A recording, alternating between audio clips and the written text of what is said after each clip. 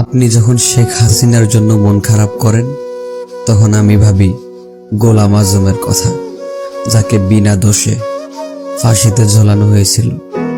আপনি যখন শেখ হাসিনার জন্য মন খারাপ করেন তখন আমি ভাবি আল্লামা সাঈদী সাহেবের কথা, যাকে বিনা দোষে বছরের পর বছর তিলে তিলে শেষ করা হয়েছিল।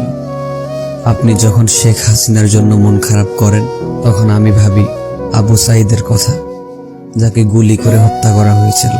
আপনি যখন শেখ হাসিনার জন্য মন খারাপ করেন তখন আমি ভাবি মীর মুগ্ধর কথা, যে কিনা পানি বিলি করতে গিয়ে গুলিবিদ্ধ হয়েছিল।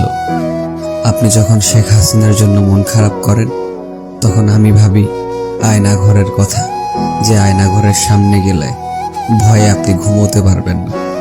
আপনি যখন শেখ হাসিনার জন্য মন খারাপ করেন তখন আমি ভাবি গরিব দুঃখীদের কথা, যাদের 1 কেজি গরুর মাংস কিনে খাওয়ার সামর্থ্য নাই।